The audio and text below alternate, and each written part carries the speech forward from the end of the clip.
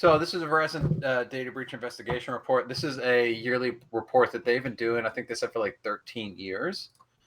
And it's a really great report that Verizon and it's essentially data scientists putting this report together on a yearly basis, and they collect information from lots of different companies across 16 industries.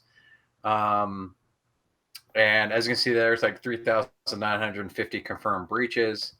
There are 32,000 of 157,000 incidents. And we'll get into some of these definitions here, so you don't have to worry about it right off the bat, knowing what all these are. But incidents are essentially if something happens, but there's no data breach. Breaches are if there's an actual data breach, right? So that's going to be very key for understanding this report, is kind of understanding what they mean by certain things, because this slide, while it has memes, it also has a lot of graphs and other stuff going on. So we'll try to talk through all that stuff. But they have they have a framework that people can submit to, and any organization can just opt into this, right? So it's called VERIS, which is the vocabulary for event recording and incident sharing. So they share these incidents. They look at the data, they kind of use what they can use, and then that's why it's like 32,000 out of 157,000 incidents. So 157,000 incidents got reported to them, but they could only use like 32,000. But their data set has grown year over year, which has allowed them to get some really good insight into things while also trying to look at some of the trends. So because it's broken up by industry too, we'll look at the overall picture, but then looking at individual industries, you can kind of see what are the biggest concerns within that industry. So it's a really good report for anybody in security to read. And I do carve out time in my work day to make sure I go through. So I work in healthcare, other people on this work in other industries, and we're hoping to get some insights from them around what they're seeing. And so it can be very valuable for that. They have 81 organizations in 81 different countries. That doesn't mean that there's 81 organizations, one for each of the countries. It just means a company like Verizon is in probably quite a few countries, not just the US. So kind of some of the information around what they're collecting here and who's contributing. So yes, we need to go through several of the definitions here to really kind of set the base for what we're going to be discussing here. So threat actor. So this is who is behind the event. And a threat actor can be external bad guy. It can be an employee who leaves sensitive docs in a car. So this is anybody across that spectrum, good, bad, malicious or non-malicious. It doesn't really matter. A threat actor is someone that was involved in the incident or breach. So threat action, what tactics were used to affect an asset? So this is things like malware, hacking, social engineering, misuse, physical, error in environment. Examples could be things like hacking a server, installing malware, influencing human behavior through like some kind of social attack.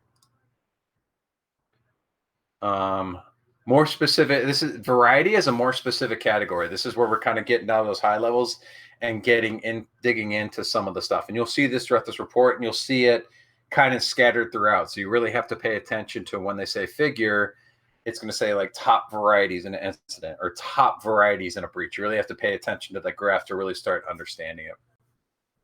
But for example, like an external bad guy could be organized criminals. Hacking could be using SQL injection or cross-site script and things like that. So variety is just kind of digging into the category a little bit more. And you guys can pipe in whenever you feel like you want. But summary of findings. So we can see right here as a first example, figure 2, what tactics are utilized? So actions. And you can see here, if you do your math right, this adds up to over 100%. This is, again, a summary of findings. So 45% of breaches featured hacking. Errors were casual events in 22% of breaches. 22% included social attacks, 17% involved malware, 8% of breaches were misused by authorized user, and physical actions were present in 4% of breaches. So we're dealing with a lot of essentially online type of attacks. Who's behind the breaches? So 70% were perpetuated by external actors. Organized crime, again, we're digging into the variety a little bit there. Organized crime were about behind 55% of breaches, which is pretty significant. 30% involved internal actors. That probably adds up. I mean, you're going to have either external or internal, so that kind of adds up there. Only 4% of breaches had 4 or more attacker actions. 1% involved partner actors. 1% featured multiple parties. So going back to the issue of things not adding up to 100, it's entirely possible. It's entirely possible that organized crime exploited a mistake by an internal actor, and that one breach would show up in both columns, right? Why are you asking the hard questions early? Or like the Twitter thing, an internal actor was quote unquote compromised by organized crime group potentially. Yeah. Right. Yeah. Yep. That's what I'm getting at. That's why the totals don't add up, and that's the thing you have to keep in mind is that as you're looking at all these numbers, each one of these categories is a step along the chain to compromise, and that's right. And really, I guess I should clarify there. Summary of findings is probably the only area where they don't all add up. A lot of the other graphs and charts we're going to look at all do add up properly. So, but again, I was just going to the point of you really have to read like what this, what the figure is saying to really understand it. One of the things that I find curious about that previous slide, now that we've just switched from it, we do have external actors. We don't really talk about what type they are, but you do see a large number of organized crime. One thing you don't see standing out as a huge line item there is advanced persistent threats. You're really not seeing the nation state as big as it has been, maybe some in the past, or as big as we've conflated it to be in some years past. And that's either because we can't see them or because we're just being robbed 99% of the time. Well, that's true. But even in the past, there's been a lot of talk about, this group doing this sort of thing and this group doing that sort of thing and making lots of attributions to what happens. And that just seems to have vanished almost from this type of report. Fancy Bear is not nearly as big a threat as the dude on the corner that wants your wallet.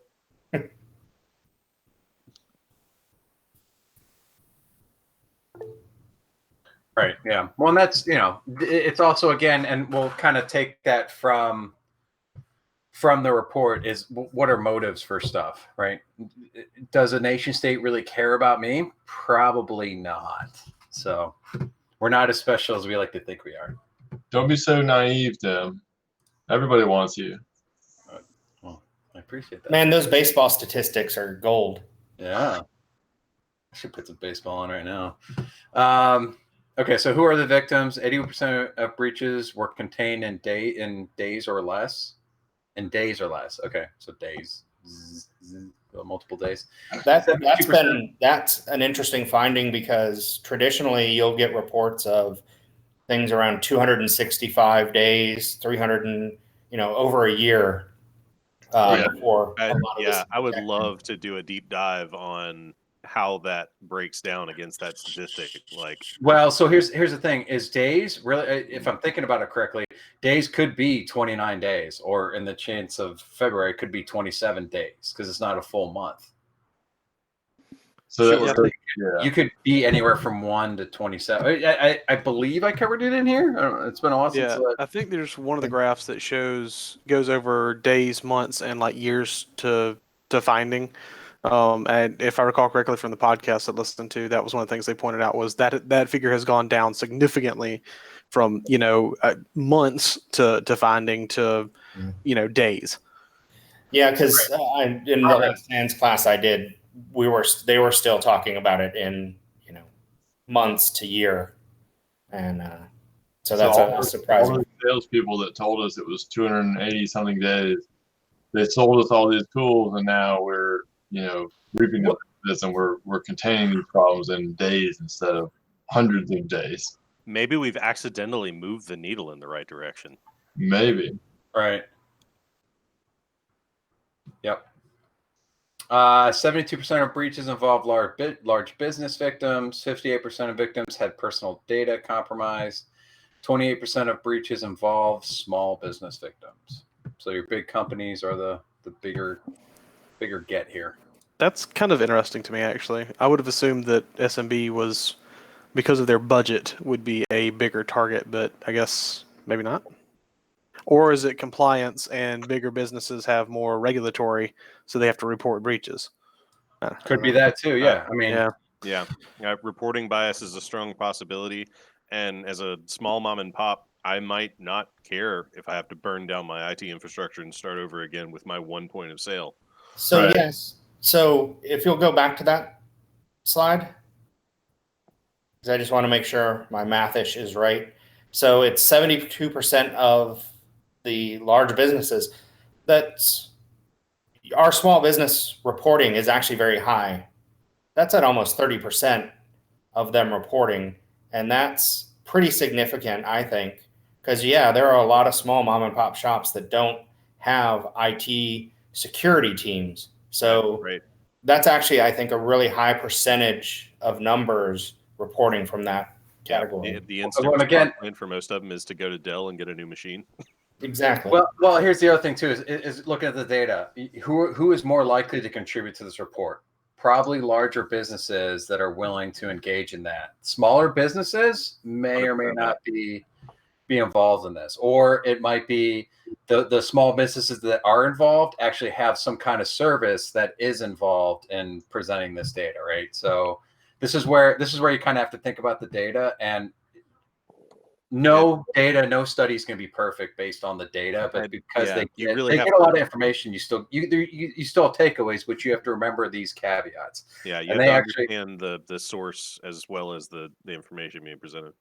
Correct, and that's something they call out. We'll call it in another slide here. Is that the caveat here for this data too is you do not compare industries. So this industry is doing this better, or this industry is better at this than the other than the other industry. You can't compare the industries. They're kind of their own thing within the data set. I'm waiting for somebody to say slide because I keep going back and forth. So I'll jump on this one. The one piece in there that I see as viable for the cyber criminal side of this is, the personal data compromise. That's all things that are going to get cashed in on later. A PII breach can get dumped and sold a bunch of times to people that can go around and do bad things later. So that, I don't know, that's the random piece of nugget data that I see in there.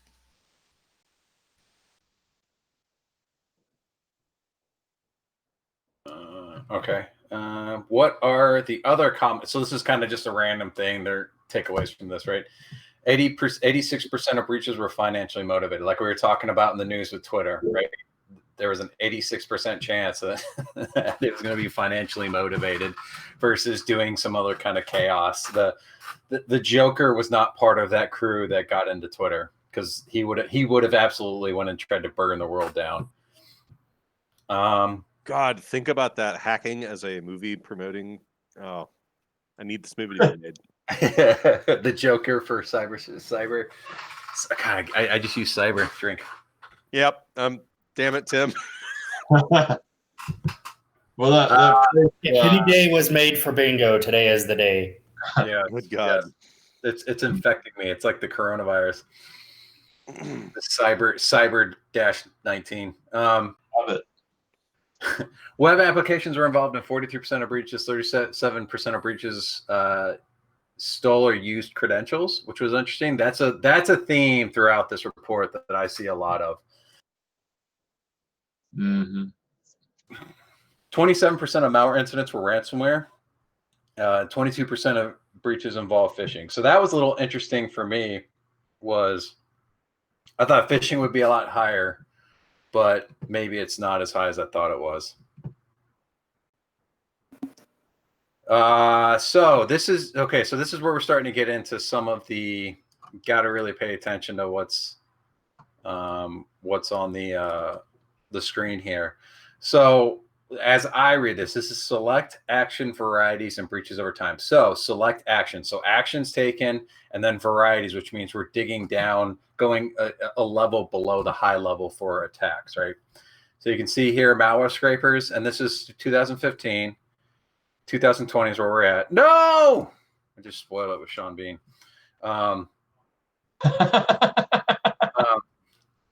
He dies, right? You just spoiled your spoiler. I know. That's a Damn great it, slide. I Tim. love that meme. I do With Sean that every Bean. once in a while. So the malware RAM scraper, you can see that's made a little comeback, and then it just dipped down to last place. And then social phishing, which is weird because we said 22% of phishing, 22% of phishing was involved. Okay. Trojans, you can see Trojans. So malware just in general, right? I don't think I need to go through all these. Malware used to be kind of the top dog back in 2015. It's now become much more lower. Whereas you have phishing, which I feel like is always going to kind of be high, because if someone asks me how I'm going to break into an organization, it's going to be via phishing. Then the use of stolen creds. We know creds are all over the place now. Yeah, go ahead. So the relationship between phishing and stolen credentials is a very tight one. And you can fish for a lot of different things. And one of the things that is fished for are those stolen credentials. And so I wonder in some of the source data how they make a differentiation between whether those stolen credentials were stolen from a source other than a phish. And if that... Yeah, they do call out in multiple industries. They talk about like S3, the S3 buckets where people were putting up data on there, and other stuff were used. So they do call out kind of some of that. I don't know that they call it out in every industry in every scenario, but I did see a few industries where it's like stolen credentials via phishing or stolen credentials via data available on the internet. So that is called out a little bit within the data set. But yeah, you can see malware's kind of lost a little bit of significance. It's gone down, and we have phishing, stolen creds, and I think that's a good call out, Jeff, too, is that they're kind of tied together. I think quite a bit, because that's what you're usually phishing for is creds a lot. But then there's misdelivery and misconfiguration. My takeaway from this then is that we have gotten better at identifying malware, other stuff. And now misdelivery and misconfiguration has started to become more of an issue, or we're having to people are having to report it a lot more, and they weren't reported as much. I would posit that it's a combination, right? Of we have made it so that the breaches involving malware are fewer. So when you compare the numbers, misconfiguration now shows up more. Right? We lowered one set of signal and the rest of the signals rise by comparison. But at the same time, we've also gotten better from a compliance and regulatory standpoint about, if you accidentally dumped all of your customer information on your website because you forgot that MongoDB had all of that in there, you kind of need to report that. So the data we're seeing is the confluence of many forces. I would posit that those two are probably the two strongest drivers. But and this is called out in a couple industries as well, is we had a lot more researchers looking for S3 buckets out there that had interesting data in it. So there was more people actually looking for that kind of stuff, and that's kind of considered a misconfiguration. I also wonder, so that trend from 2015 to 2020 is also kind of the rise of DevOps, which has been touted as fixing a lot of security problems, because now you're doing things automated. You're not doing things individually. You're not missing steps. But I wonder if it's exposing some amount of larger missing steps that are being done at a grander scale now. Yeah, well, and you have to get it right. And if you've ever been in AWS or Azure, it is super complicated. There is a lot of ways to misconfigure stuff. And I wonder if that goes to what you've been talking about, Correct, Tim, S3 buckets that are available, because when they deployed them, they missed that configuration step.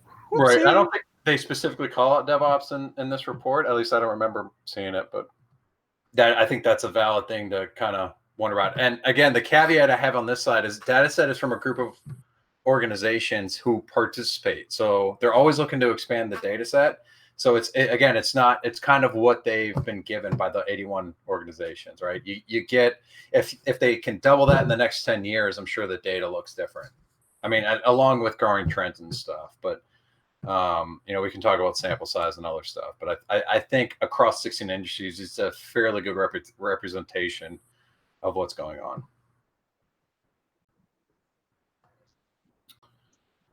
All right, actors.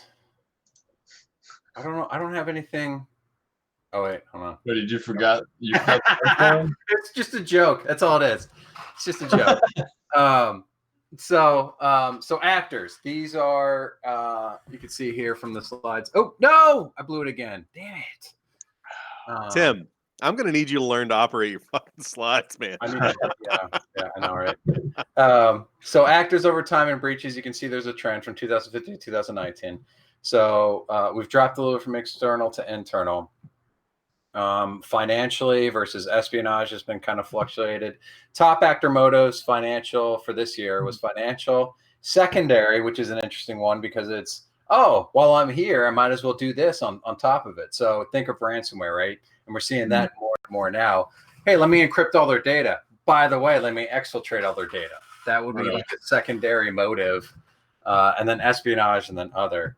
And the reason why we have more external a higher percentage of external versus internal is because there are more external people outside of the company, which is the But so, that's interesting. Yeah. So, and here are some other points but internal actors are your bigger threat because that's a great point, Tim. They can do a lot more damage. They can move around a lot more silently. It's harder to detect if you have an internal actor that's been paid $1,000 to take data versus someone who is trying to come in from the outside, right? They'll generally have more motivation and more opportunity to do something, and that makes a huge difference in your risk. Yep. And the other thing too, back to the point about reporting, the reason why we might be seeing more a rise in internal actors is because of reporting. And that's what they actually call out in the report, is that there's probably more people having to report based on laws, that someone internal looked at something they shouldn't have looked at. And that also might be why we're seeing misdelivery, misconfiguration, all that other stuff. Errors kind of are starting to see a rise too. So does the report call? I didn't see it, but I might have missed it. Does the report call out GDPR at all? That would have dropped between the last report and this one, right? Or was that the report that was before? 2018. Oh, okay. So maybe but compliance with the law increases. Right. I mean, last year would have been the full year of GDPR. I don't know. That's a good question. That's the other thing we should probably do is I should probably pull up the report there later on. And if we have time, we can go digging for it. One thing I didn't do was in the later sections of the report, they break it down by continent. So you have North America, you've got Europe, Middle East, and Africa together. You got Asia together. I don't know. Here, I'll just do a quick search for GDPR in the actual report. I don't see any. Yeah, there's 0 results. So they didn't call out GDPR at all in the report. That's a good question, though. Actors. So again, this is top actor varieties and breaches. Again, organized crime, 53%. Nation, state, or state affiliate. Back to our point about like APTs and things like that. That is an interesting kind of takeaway from that, right? Other, which they have a lot of. There are 2 categories. Like they have other, and then they have everything else on the attacker side. You'll see everything else quite a bit because sometimes they don't have enough data for that to be its own category. So other could be anybody outside of all of these. So you have sysadmins, which is interesting. Something I would love to see is filter this report, all the data that drives this report, and take all the organized crime that's financially motivated and subtract it out and show me what's left. See what happens. Yeah, that would be interesting. Like, if I'm not mistaken, all this data is available through their GitHub, is it not? Is it? I didn't think the data was. Oh, don't tell Adam that. So goodbye. Yeah. I'm resigning from ColaSec. I'm quitting my job. I would like to point out that, we like to pick on end users a lot, but system admins, what's up? Yeah. Just saying. You're a bigger threat than nation states. Yeah.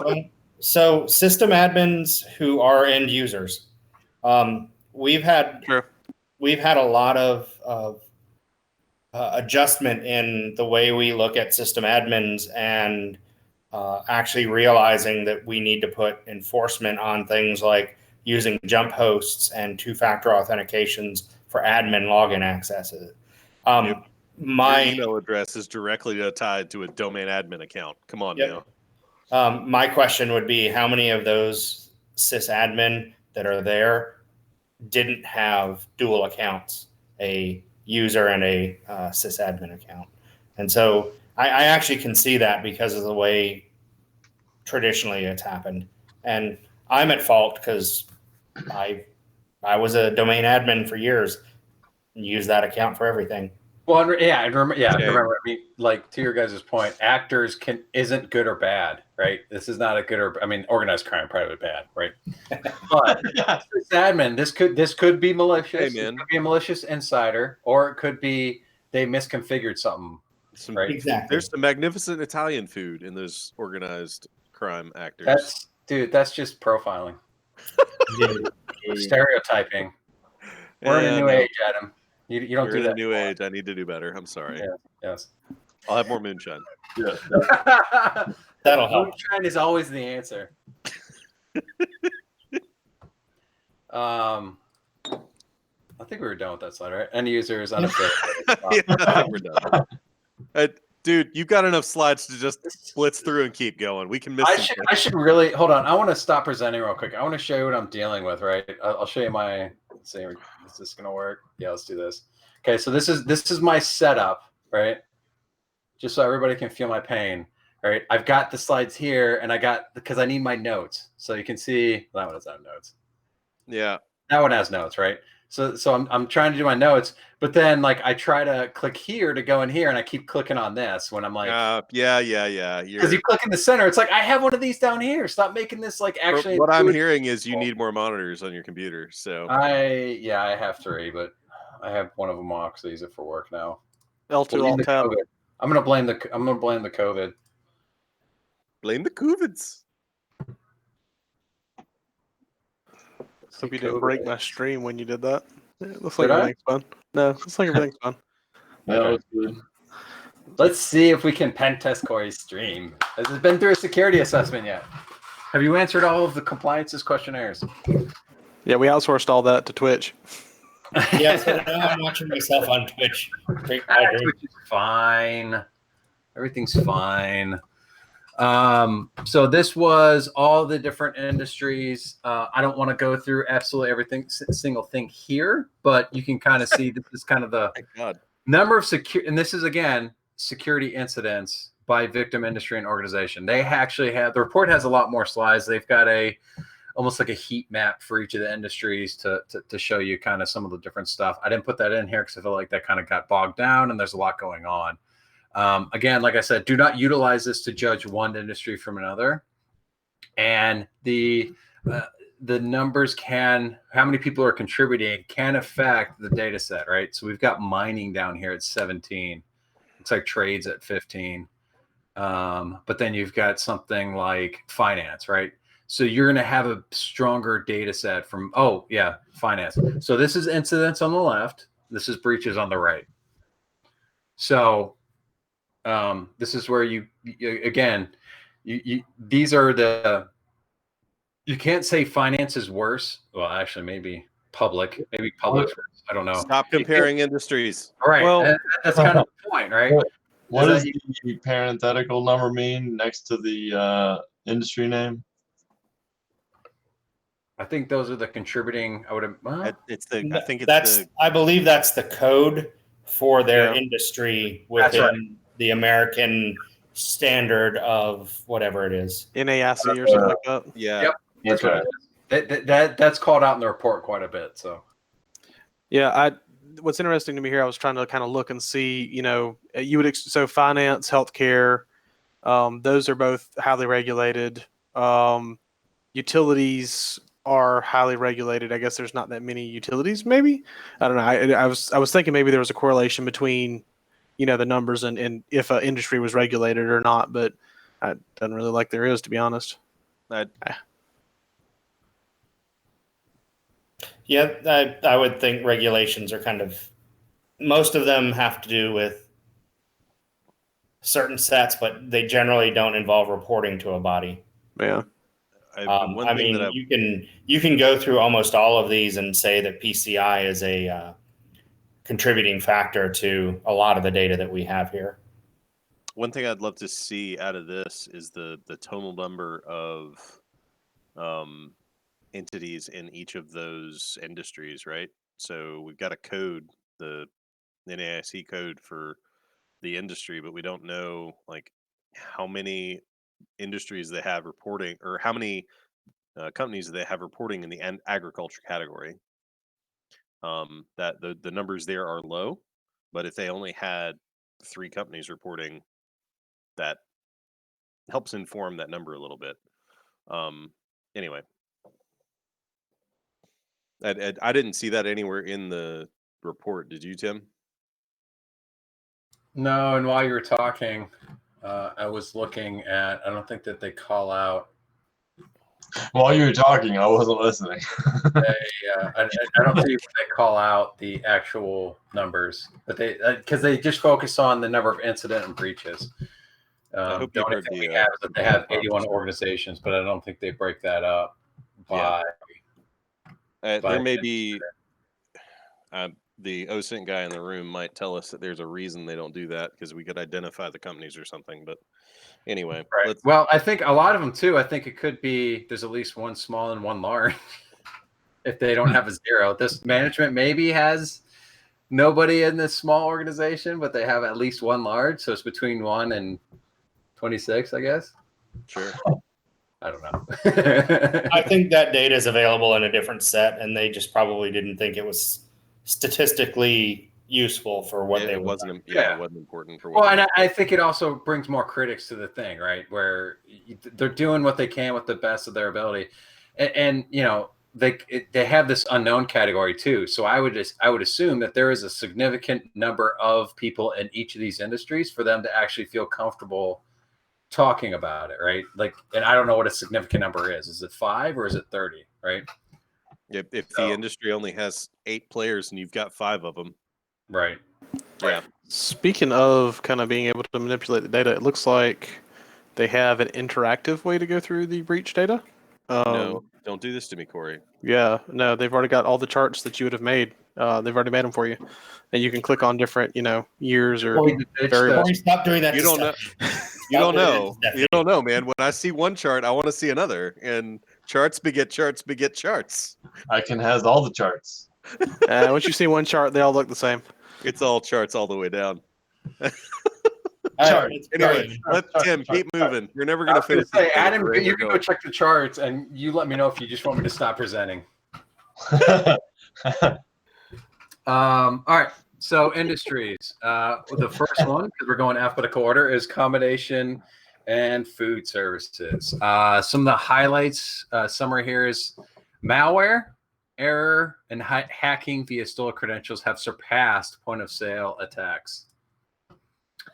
So this is the different ways that people are getting in. Point-of-sales intrusions are 16% of breaches, and ransomware has become more profitable for attackers within this industry. So you kind of see crimeware, web applications. This is going to be a thing that you're going to see a lot too, is and if you think about it, point of sale systems attacks are decreasing and web apps are going up. And that's because a lot of people are moving online. So they're moving away from charging you via point of sale system and going after some kind of web app that, you just stood up on your website, right? So you think about things like Grubhub, DoorDash, they are high targets because they probably process and handle tons of information, and both payment and personal data. That's another thing you'll notice too, is that they might go after financial, but if they get in and find personal data, that can be valuable too. So that's where kind of that secondary category comes in. And like I said, as I said, personal data compromises are a byproduct of attack. So they're actually going after, the financial information, but they're also, because every site that you sign up for now to order food, has a bunch of information, right? It's got your home address, it's got your phone number, it's got your name, potentially your email address. I mean, that's PII right there. So social security number does not have to be in there for it to be considered PII.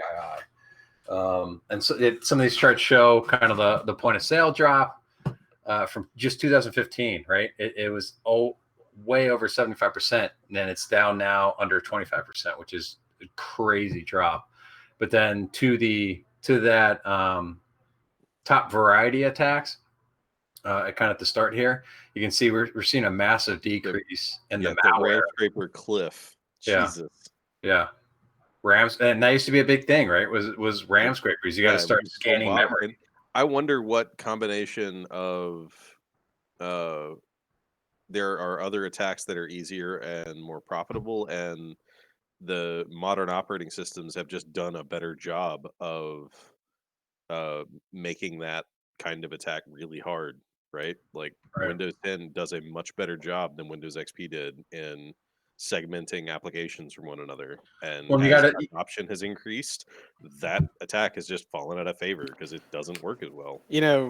You mentioned that, RAM scraping, that malware RAM scraping fell off of the map from, 2015 to now. So that's probably, I don't know what the adoption rate of Windows 10 is, but if I'm not mistaken, it does a pretty good job of protecting memory through its, its virtualization on the back end. So, yep. Well, here's the other thing to consider too, is that we have gone to a chip-based credit card. So yeah.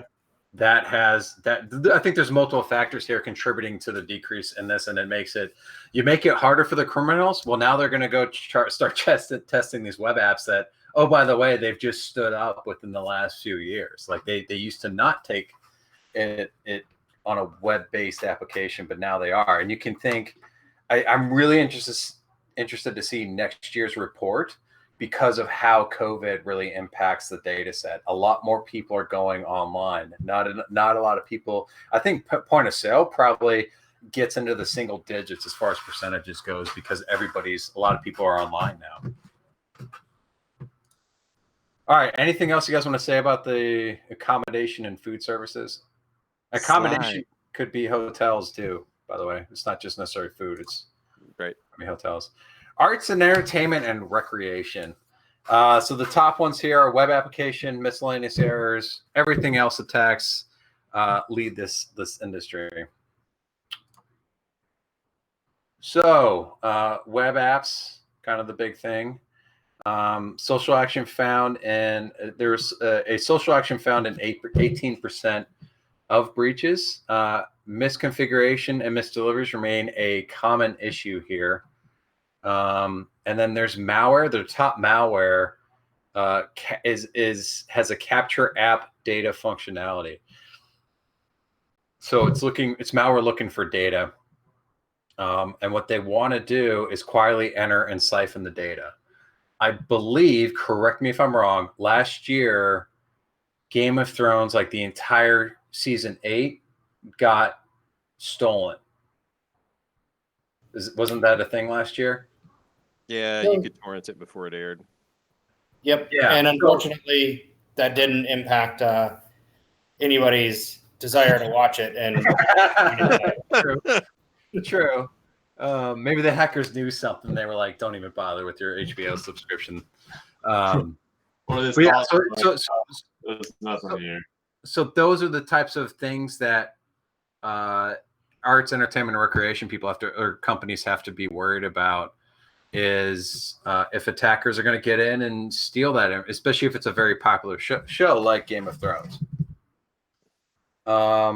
And they were the going back to the capture app data functionality, that was either via web server vulnerability or desktop via phishing email. So this is not where someone's going to phish this industry and try to get. Well, I guess they could try to get creds. It wasn't really called out here. More likely, they're having them click on a link so that it downloads some type of backdoor malware that the attackers then can get in and siphon out this type of data, right?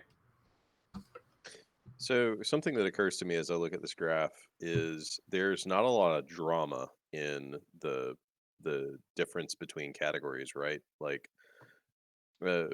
all of the threats are less than 35%, right? Like, or all of the percentages are less than 35%. They're all low, which what that tells me is that there's the number of incidents is probably lower as a percentage of the whole industry. And they're all sort of different kinds of attacks, and they're kind of all over the map, which means there's not like an easy avenue in. It's just sort of whatever path they find into a given target, the attacker finds into a given target. That Sony blew up this industry years ago. Sure. With their hacks, I think a lot has changed. You also have to realize they're combining essentially three different industries here too, right? It's arts, entertainment, recreation. So recreation could be, your REI down the road, or your Galaxy Golf, or the golf course. Top Golf. Top Golf. Those Top Golf, right. So that's the thing. I mean, we focused on Game of Thrones here because let's be honest, it's kind of the sexy thing of it, but it holds other industries too. So the data set may have spread out a little bit, and it just that the data set, it made sense to combine these because they were seeing similar types of tech. I think you're. Hey, Tim. Yeah. Do you know? So you mentioned like REI down the road. Did they go with multiple, like? REI is a sporting goods. It's a retail location. They're more of a retail location than they're a recreation. So do they fall into this, or do they fall into the other? I would say they fall into retail. I don't know how they broke up, these different companies, but I would say it's probably more retail than it is. I think there's in those categorizations, there's a primary categorization, and then there are like secondary categorizations. Yeah. So I think they would fall, like that sort of thing would fall under retail because that's predominantly what they do, and that's their primary piece. I would agree. So maybe this is more like movie theaters, right? That's recreation, that's entertainment. Yeah, I'd be interested to see how much of the if you add up all the breach total percentages and whatnot, if you come out with a number that is far higher because of the primary secondary thing you're talking about, because that's what happens when you do that, right? Like if I am in retail and recreation, my numbers show up in both. Well, now nothing adds up until you know that and can take it into account. Jeff. Back to the previous slide, the entertainment category had 194 breaches and 194 incidents and 98 breaches. So not really a lot of data there. So that probably explains, like Adam said, there's nothing really significant that stands out. It's just kind of like all across the lack of drama, because it's just Yeah, Jeff, to your point, so I'm looking at the census.gov site that explains what the NAICS code says. Find multiple codes. Your business may be assigned more than one NAICS code. Utilize a secondary code if your business has characteristics of another industry. If your business has more than one location, you will need to choose an NAICS code that applies to the primary activity taking place at each location. So if I run a like a bar that's also a bookstore, right? Yeah. That's going to be two or more codes. Yeah, right. I would land into recreation and. Wait, did you invent a bar bookstore? No, I did not actually. There's one in there's one here in Winston-Salem. Yeah, Jenny Lawson opened one in Texas. That's how I know that it's a thing that exists. But now that I know there's one in Winston-Salem, Jeff, what the fuck, man? Dude. Just saying. We didn't go the last time I visited. We actually we were adjacent to. It's Foothills. They have a Don't tell me that. Damn it. They have their downtown brew pub. Foothills is a magical kingdom. Next door to it, they have. It's actually a coffee shop with taps and then an open door into the bookshop. Oh, it's a coffee bar. Okay, I'm good with that. It's all of it. All right. Let's now that we've completely derailed the conversation. Back to the I gotta take a bathroom break at some point. So I'm just I walk away while you guys are off on a side rant, I went to the bathroom and I'll be right back. We got 54 more slides. Go. Jesus. Yes, we got a lot more slides. Our one viewer just noped. Highest rate of they had the highest rate of DDoS attacks. Anyone want to guess what? Okay, never mind. I got 54 slides. Online gambling was driving the DDoS attacks, which is interesting because what they called out in the report was you're going to DDoS your competitor for online gambling. You want people. I was going to say, are they gaming the gambling by like place a bid and then DDoS the shit out of it? They're just giving their competitors some free stress testing for their online platform. I wouldn't say we're away with that, but sure. Yeah, they didn't necessarily. So I pulled these because I thought they were interesting. They didn't call out external versus internal, but it is interesting that they have internal, which would make sense if you're talking about trying to get Game of Thrones footage. You almost might have to have some insider information there, right? So that's where people that are disgruntled with the company that they're at, that maybe they're more willing to play ball with someone trying to get in. But along the same lines, malware trends you can see are kind of going down. Ransomware is going up. Capture app data is going up, which kind of what we've kind of beaten to death at this point. And Trojan is going up, and that's because Trojans can kind of give you a back door in there, right? Slide. Construction. And so interesting enough, this construction section didn't have a lot of graphs and stuff. But part of that too is this is the first time for this industry. They finally had enough construction companies to make its own category. So web app attacks and social engineering were use of stolen credentials. It had a low submit rate for phishing and employee errors, which, I mean, you can kind of, now when I say submit rate, that means clicking on links and compromising creds, your system, whatnot. So that's what that means when I say low submit rate. And then employee errors. And I say that makes sense is because construction, you really have to have a good attention to detail. And so trying to fish this industry is probably a little bit harder because there is so much attention to detail. And you'd hope that carry over into some of the online things. Organized criminals attack this industry. I'm sorry. The social engineering attacks they have a higher hiring. It says hiring click rate. Higher click rate. I don't know if that's supposed to be hiring or higher. Anyways, but it has a lower report rate. So the low submit rate was for reporting the actual fishes.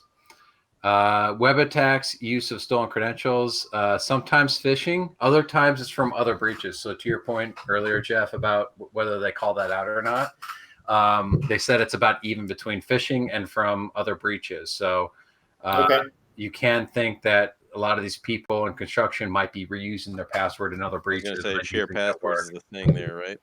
I don't know if it's, well, maybe, probably. Like I've got my password. And I've got 17 accounts, and that's my password. Right. I worked consulting for a small construction company. That was exactly the case. It's like kind of the small business kind of thing, like you mentioned earlier. but also, they're not even in any related industry similar to like IT or financial education where they're going to be somewhat educated toward technology. So they're in a kind of a lose-lose situation. Yeah, Ralph said to expect an increase in reporting whenever the dump trucks become autonomous. Oh crap! Well, when the dump trucks are autonomous, are they not also going to be anonymous? No, they'll have IP addresses. Ooh, I see what you did there. I don't see what you did there. It's okay. They're all going to be Macs. Fuck you. Mac trucks. How do we kick the guy that's running the meeting? You don't. We all leave. We just all leave. And make I am the Senate.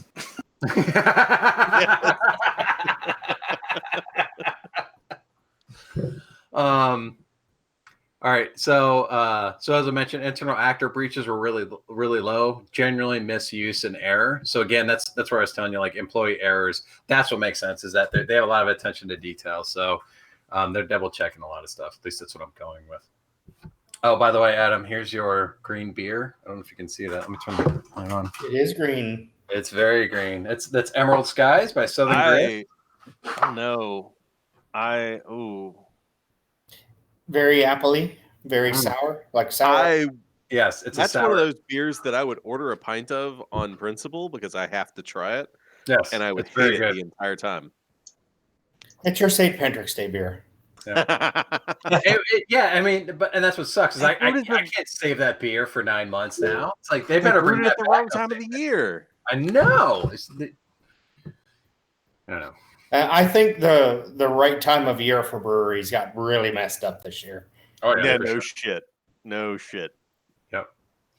Anyway. So educational services. So I feel like Jeff, you should have some insight on this one. Yeah, go ahead. It's interesting. Yeah. So phishing attacks were in 28% of breaches. Hacking via stolen credentials was 23% of breaches. I don't know what that was. I was gonna say, was that Carmen? I know you heard that. Yeah, I don't know if that was the wife that Wendy. I don't know if I was being made fun of. Like I feel like I was being made fun of there. Yeah.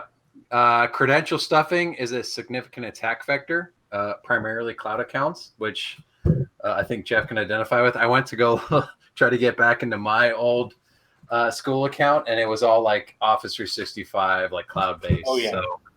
So that's interesting because you're an alumni, and so there's this ongoing thing. Office 365, you have to pay for all those accounts. Something like Google, you don't have to. They just give you. They're like, email doesn't matter. Do they not get some kind of educational discount on those or something? There's certainly an educational discount, but when you are looking at, like, say, Virginia Tech with, I think we're at 44,000 active student and 3,000 or so faculty staff, and then you look at our alumni that are active users of legacy email, that's in the 250,000 range. Even if it's a penny, that's a lot of money to spend. No, I couldn't get my account back. I tried to get it, but I couldn't get my account. So I think that may be a reason why they shut it off. Most likely. Yeah. I tried my hackery ways to see if I couldn't get it signed up again, but it wouldn't. It was like, nope, which is funny because I still get emails forwarded to my Gmail account from that account. So it's still active in some capacity. I just can't get in for some reason. Yep. I don't know. Educational services performed poorly in reporting phishing attacks. 24% had any reported phishing. 50% had none reported phishing. Yeah, and that none is crap because that happens all the time. It happens every day. It happens to everybody's accounts. So right. I am surprised by this, that ransomware is that high. Why is that? So while most universities are a very fractured infrastructure. So we don't tend to work on centralized systems. So you have, like, if you compromise a system in computer science, there's almost nothing you can reach from there. You have that system and whatever it had. So I can see ransomware being, I can see ransomware being high, but I could see the impact being a lot less than that. Right? So the meaningfulness of a ransomware attack is a single machine and destroying it and redoing it from backup. It's a very high incidence and low impact. And we do have some things with other organizations in the industry, and while it does happen where things happen at a substantial level, you can go out and you can see universities that have gotten hit really hard by that. I think it's a high report with a lower impact than what is being represented there. Sure. I think this is the Joker scenario we kind of talked about, in that you got universities which have their staff, but educational services are going to also include elementary schools, middle schools, high schools who have one IT guy. So it's more of an opportunistic type of attack for people to try and get some money out.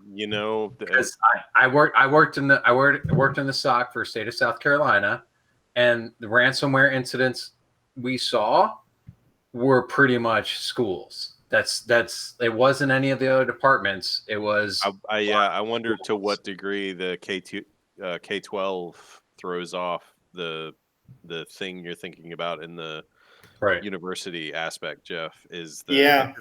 In K-12, like, an entire district may have one Active Directory domain, and if I kick it over with ransomware, it can encrypt all the machines. At that. Well, but that only counts as one incident, though, right? I don't know. If you're talking about numbers, there's more K-12 than there are universities. There it is.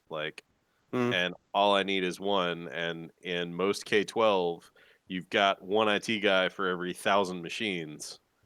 If you've got numbers that good, it's a good ratio. So, but that also goes back to small versus large, right? Within an industry, how many of those K through 12 are reporting through this Verizon report? Well, so here's again that one IT guy might be part of a contract service that has decided to contribute. There's also the fact that it sounds like the report actually has a good data set from governments. So if the state of South Carolina is reporting these, or another state is reporting these to this data set, then yes, then they're getting their data from the data sources could have come from anywhere, right? It's not necessarily K-12 doing it, but I imagine it might be some contracted company or even a government entity that is providing this information, because governments have a lot more regulations and have to report a lot of this stuff. You see it in the news all the time for K-12 stuff. Again, that goes back to a question about how is this reported.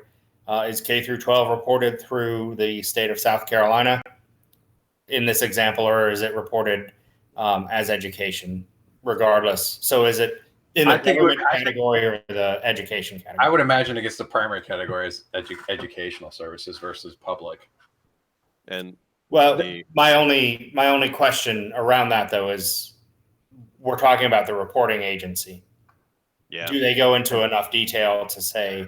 I mean, they look at all the data. They don't just take the data from a contract company and then that's their category. They look at all the data, where it's coming from, things like that. I don't know. We need to get someone from the Verizon DBIR on next year so we can ask them all these questions. This is what this sounds like to me.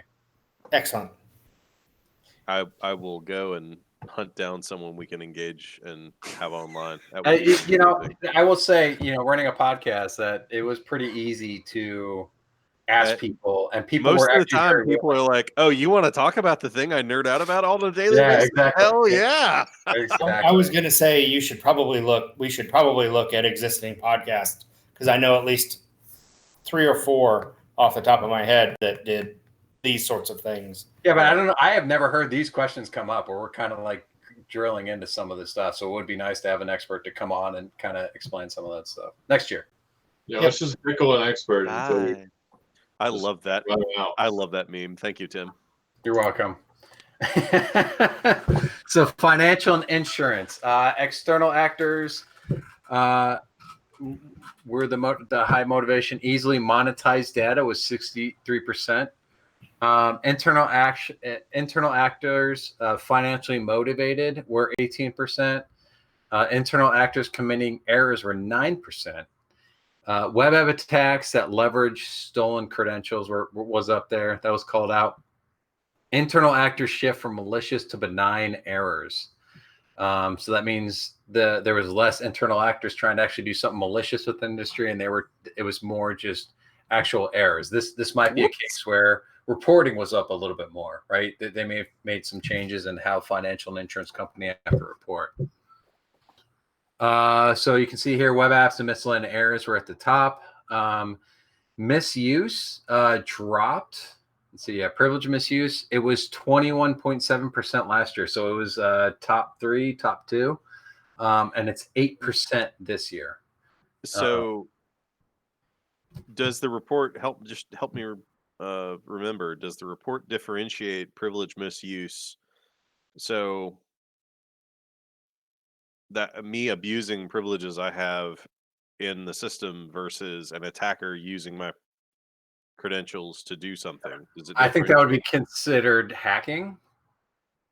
Privilege misuse, as I read it from the report, could be wrong here, is that I have access to something. I go use that access to do something malicious or something I shouldn't be doing. Yeah. Denial of service. Well, we'll get into patterns in a second, won't we? I don't know if we do. Call it out. I'm not sure. I'm looking at the kind of the interactive one. So denial of service has like been on a steady rise. In 2019, it was huge, which is interesting over the other types of attacks. Like all the rest of them are below 200. How's it stacked up this year? Or do they have data? They don't have data. Yeah, that's what they're showing. So 2019, there were. Let's see if I'm reading this right. Yeah, it looks like that was a real dirt moment for me. I'm sorry. 761 were denial of service incidents out of 1195. So a large majority. Jesus. Yeah. Well, and so there's a little bit of reporting bias in there, right? Like, so a denial of service is an incident I don't mind reporting. Like somebody drove a car into my building. That's different than we found one of our employees putting a file cabinet into their truck and hauling off all your data. Like one is a PR incident. The other is look at this guy fucking just driving into my building. So, I wonder how biased those DDoS numbers are. At one point, we were reporting DDoS attacks as, how large scale they were. They were getting bigger and bigger and bigger, and how many gigabytes were getting into it. Yeah, right. We have now a lot of DDoS mitigations. A lot of people are in the cloud. Amazon doesn't care if you DDoS them. There are a lot of protections in Cloudflare, and a lot of people have just gone to purchasing those protections ahead of time. Yeah. So I think we have a legacy set of malwares that are doing DDoSes, but they have little actual impact on bringing someone down. Right. Unless you're a mom and pop, the DDoS is not really an option. But oftentimes, if you're a mom and pop, you're on a bigger service. You're on a shared service, and that shared service. Get on AWS and be done with it. Well, or you're on, Squarespace, and they've dealt with it. Right. Yeah. I'm looking at the breach trends, and so looking at varieties and then value. Kiosk/term, which I assume is terminal, is one of the ones. I'd be curious to know. Yeah, we heard a lot about, or I've been hearing a lot about, card skimmers and that sort of thing at ATMs. I don't know. I don't know if I see those numbers in here, or if those how those get reported. So that would be interesting. Yeah. I think ATM. I mean, ATM skimmers is more of a sexy thing than a big problem, because to insert the skimmers is a very technical thing, and you usually have to bribe some type of ATM repair person. Yeah. So I don't know if it's as big of an issue as you think it might be. Like, it's a sexy Ocean's 11 hack when True. in reality it's like an Ocean's 11 hack in that it happened the one time. There's also a bias via industry. Mm-hmm. Yeah. Being in a financial industry. Right. And ATMs, I think, are like, I think you're thinking about banks and things like that. And I also wonder if the rise of Venmo and other transferring apps have reduced the need to go to the ATM. So it's just not as big of it's not as big an attack service. Right. Yeah. Apple Pay. Think about Apple Pay, right? And right. So that's becoming more of a thing. I think this is going to be an interesting one to see how it plays out next year in the report, because not only have we done more personal apps like Venmo, I think a lot more people are doing online banking. Right. And this data doesn't just include financial compromise. It's also data, other stuff like you were talking about with the top varieties here. Misconfiguration, that could again be a storage bucket online. That's could be someone doing something goofy with S3 that doesn't necessarily give up S3 information, but the top American home insurance company that like handles like pretty much everybody's home applications for a home loan got compromised via like you just do URL enumeration to get all of the information from that. Like, it's things like that. No, that doesn't seem important. I'm sure Yeah. that's fine. The also thing you got to think about is most common error is misdelivery. So that could be being a financial organization, right? That could be an attacker trying to insert themselves as somebody else to try and get the monies. So that can also go back to phishing and having people reroute bank account numbers. And I don't remember if it's this industry or another one, but they do talk about, like last year we saw the rise of people sending in fees for like they compromised the realtor's account, and then they inserted themselves into, hey, you need to send me this money here for payment, right? For like the down payment on the home. So they're spending thousands of dollars. I can't remember if it's this one or one of the other ones. I think it's one of the other ones. That's particularly horrible. That's real estate. Yeah, that's real estate. That's not this one. But still, this is another one. Yeah, the drama I was talking about in the grass. Good God, the drama. Yeah, the phishing attacks are up there. Pre-texting, for what people don't know, is where you come in saying you're some kind of company or a vendor that has switched their bank, right? So you have some kind of pretext coming in trying to get people to do certain things. So the way that mortgages get sold, like when we bought our house 2 years ago, our mortgage has been sold 5 times. Yeah. It actually got sold within the same company. Yeah, I see, and that's where your question, Jeff, about where does this end up? I don't know if that's the financial and insurance, or I don't know if that's the financial industry or real estate, right? Yeah. Because where does it cross the line of real estate to going into actual financial stuff? I'm really confident that if Wells Fargo could find a way to profit on it, they would sell my mortgage to themselves. This company did that. I think I was at Wells Fargo, and I think I'm at like another bank now. Sell it at a loss and write it off. Yeah. Right. Yeah, I think that last. I see Josh has gotten significantly quiet in this one. Yeah.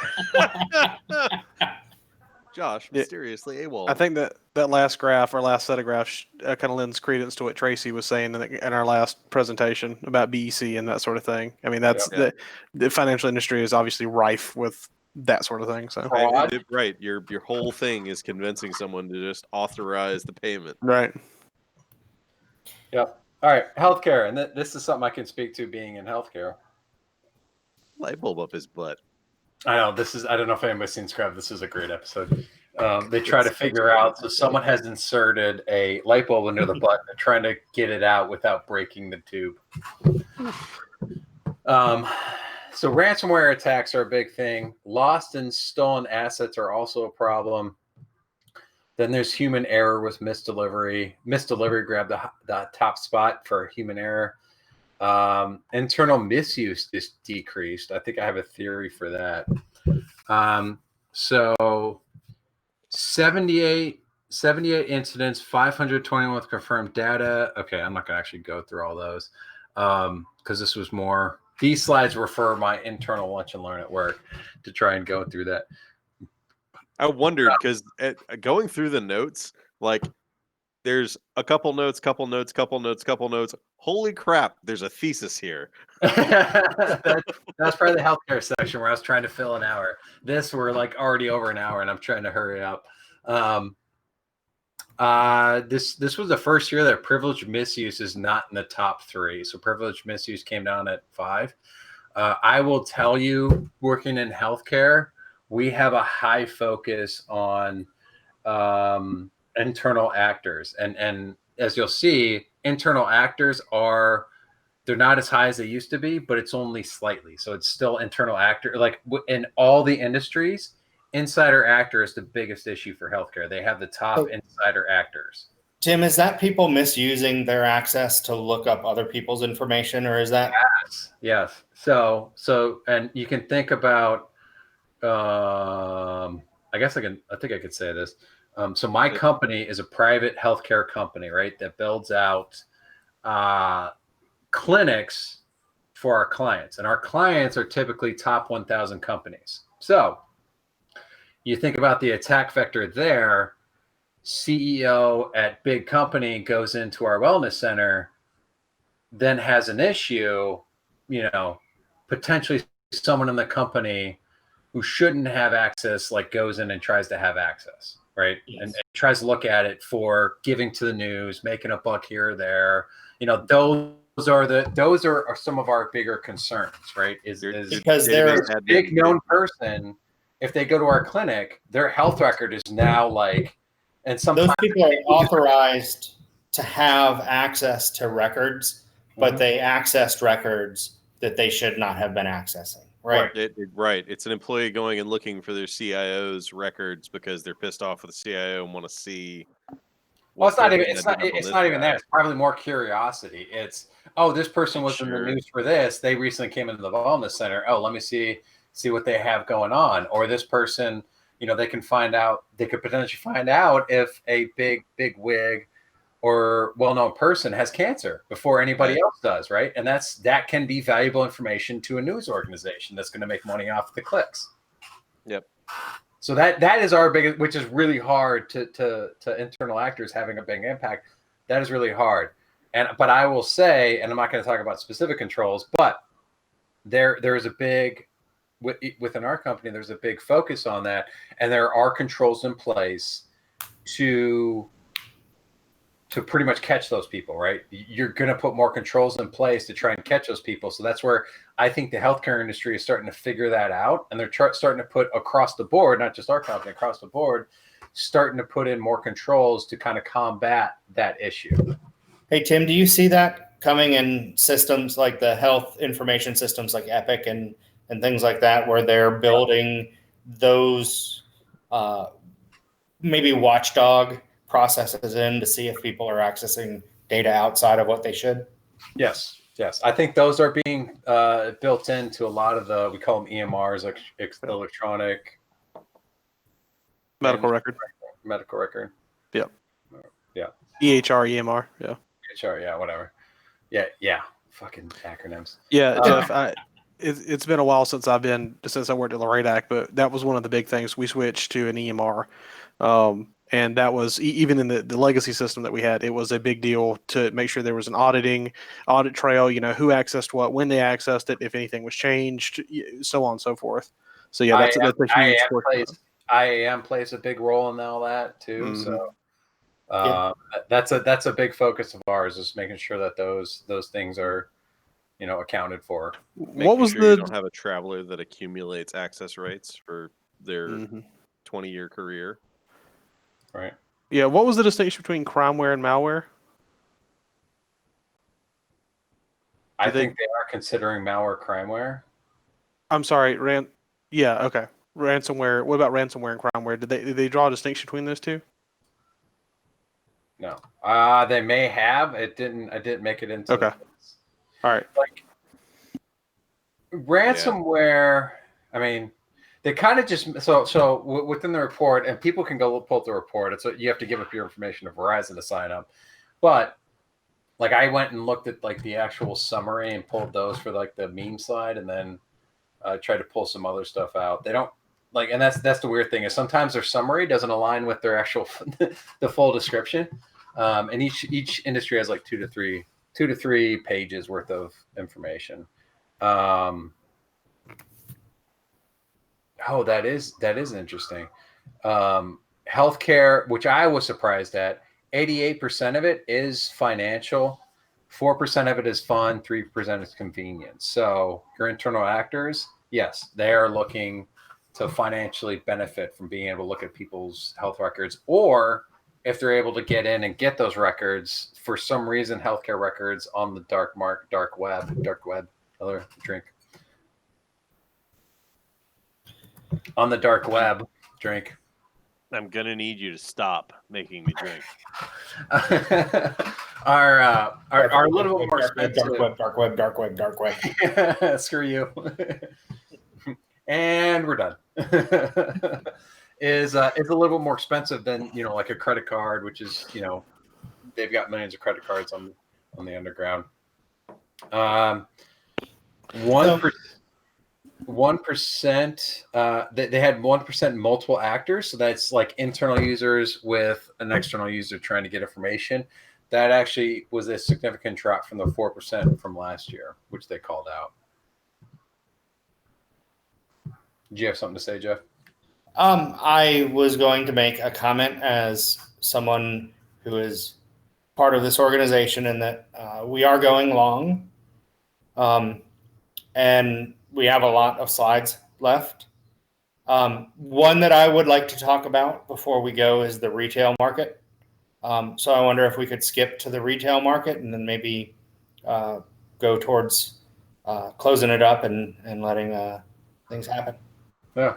Do we want to just save the rest for next month? I mean, if we don't find somebody. I mean, I'm fine with that. Okay. I just, in the things that I think that impact our daily lives, the retail one is probably the next one that I would want to talk about. Healthcare is important to me, and it's great, and it's good, but I think retail is one that we all deal with every day, and it'd be interesting to see its results. Okay. Well, let me wrap up healthcare here, because there's one more slide. So this is the first year. Oh wait, I already said that, didn't I? Okay. So miscellaneous errors was a top mistake in misdelivery. It wasn't people trying to get sent stuff to the wrong place. It's just people send it to the wrong place. The second most common is web apps. This is for both our web apps, and they called out third-party web apps too, right? So you're using a company, so you can think about who was it, Quest Lab or somebody else. Sure. Or if you have a third party got compromised, but it fell back on Quest Lab.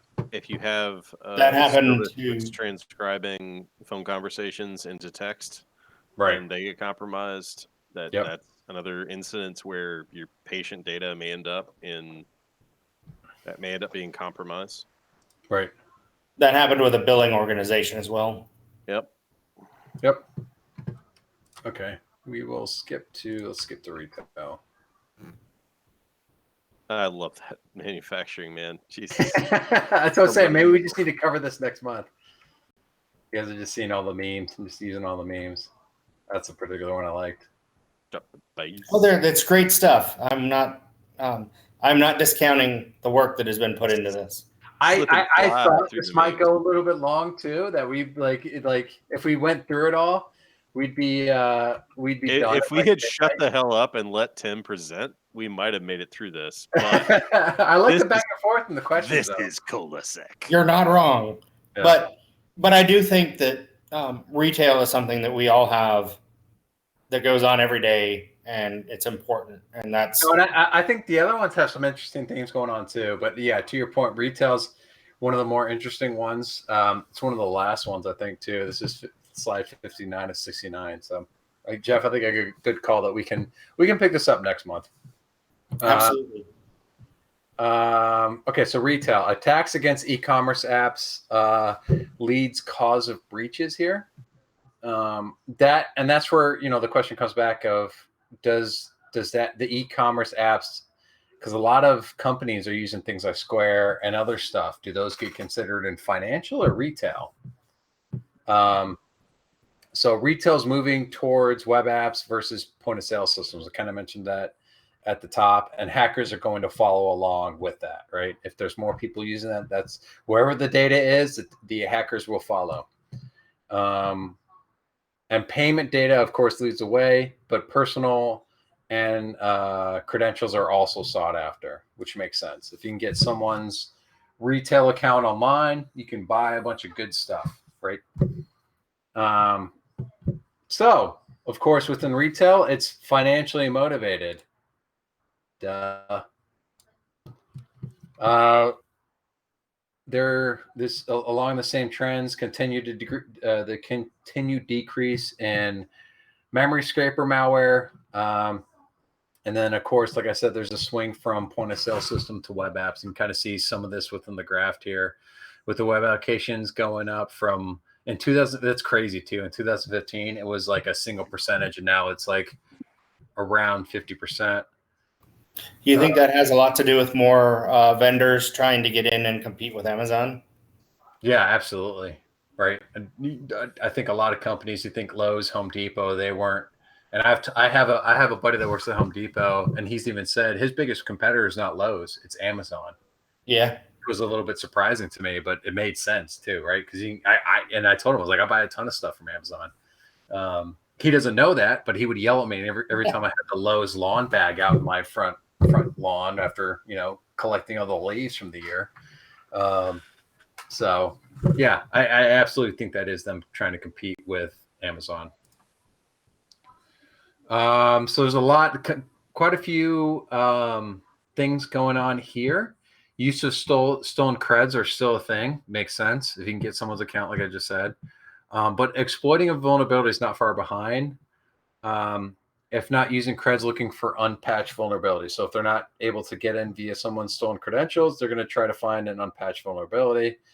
Going back to the DNS thing, that's probably a big thing for retail if they're using Microsoft DNS. Information disclosure is also huge here. Or that's like if your web server is giving up IIS information, like you're using, we're up to what, 8.5 now for IIS. If you're still using 7, there are vulnerabilities there that they're going to try to use. And then of course, patching is very important within the sector. I don't fully understand this graph with the AUC and COT, so I can't really speak to it, but you can see retail is not as good as kind of overall. This is kind of average or a little bit below average as far as patching goes. Whereas previously they were and they've improved patching, but everybody else has just improved them a little bit more. And then you can see the varieties in retail, industry, web application, PHP. Just don't use PHP. SQL injection is a big one. Huh? Good luck with that. Yeah. Local file injection is a pretty interesting one. And OWASP has like so many answers to this. It's not even funny. Right. Have a good application security program.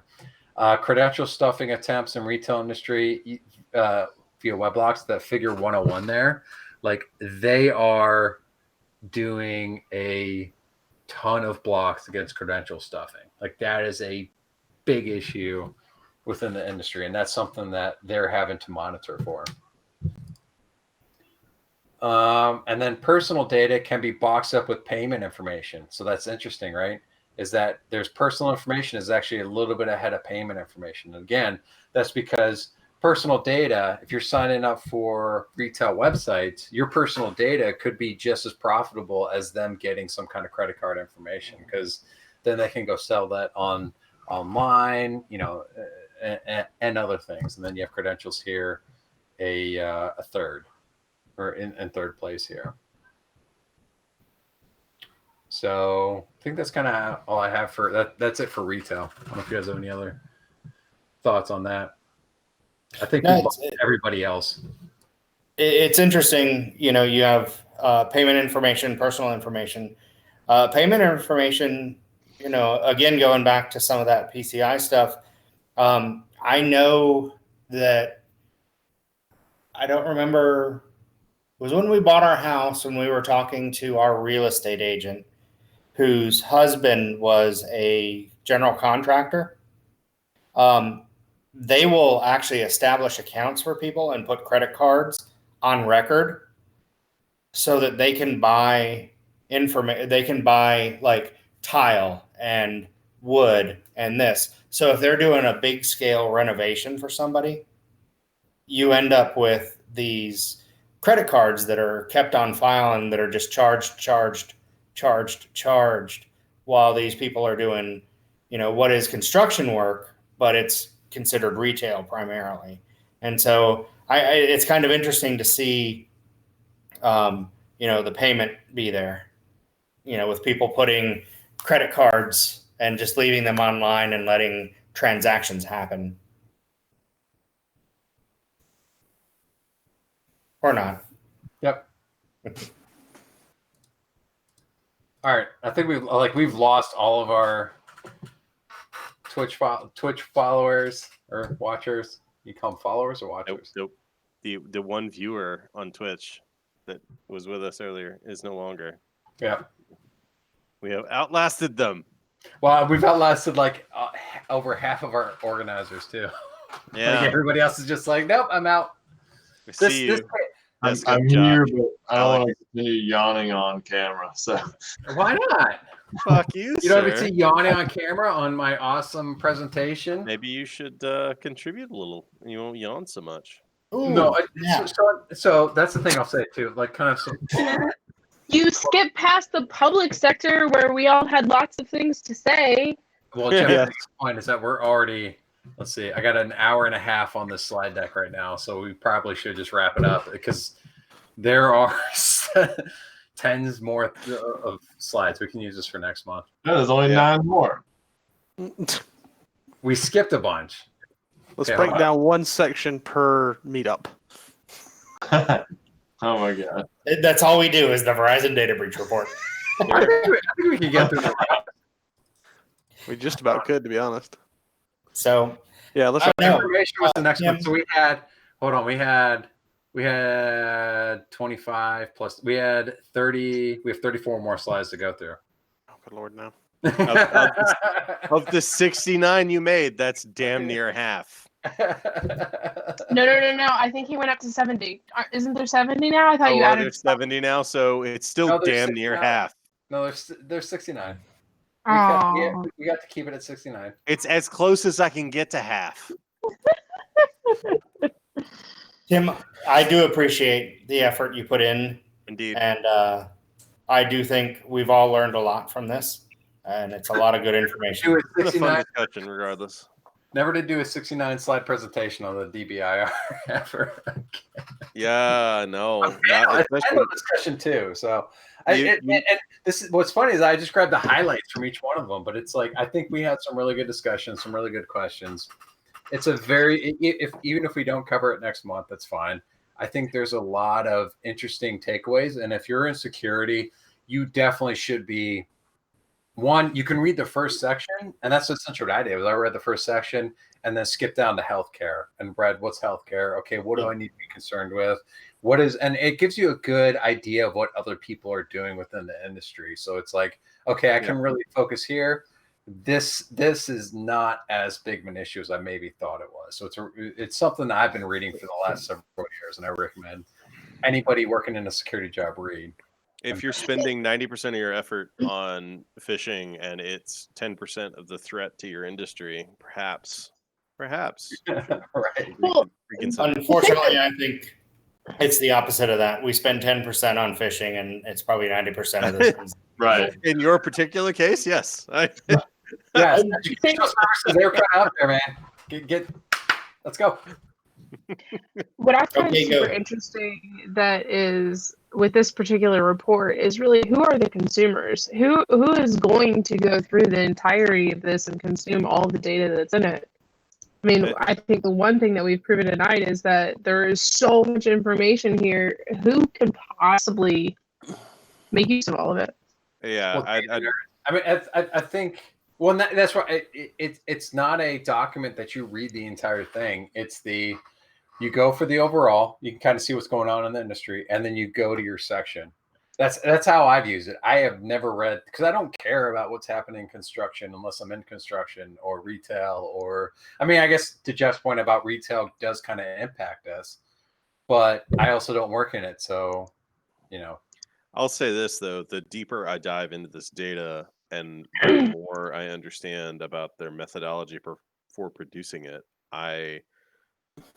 the deeper respect I have for the data itself and what it's conveying to me. Now, the other caveat to that is the deeper you dive in, the more you appreciate how limited the information it's providing is. It's not telling you that these are the threats you should protect against, right? Like, it's telling you these are the threats that are prevalent in your industry. You may get popped by something totally different. Like, the guy coming into your network may be looking at something totally novel to your industry, but this at least gives you a baseline, a set of things that are common to the people in the same swim lane you're in to start from. And if nothing else, it's a level setting to say, hey, this is the stuff I've been focusing on. Does that make any sense given the industry I'm in? I think it definitely highlights, though, the fact that if you have an ISAC within your industry, that you need to convince your organization to participate. Absolutely. And to be involved in that, because I do think you get a lot of things that are targeted towards you and your peers in that. There is a tendency in the security industry to make the security threats and your response to them, the things you're interested in responding to, a total secret. And we don't want to let anybody know. They might know what's in our network. By the time it's relevant, by the time the discussion about what things you're interested in and the things you're interested in protecting are relevant to an attacker, you've lost the game already. But like, if they've done that much homework, they're gonna know.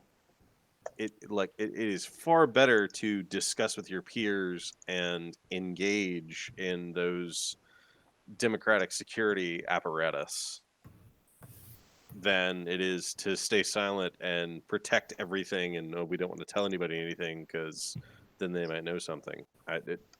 Share information. I mean,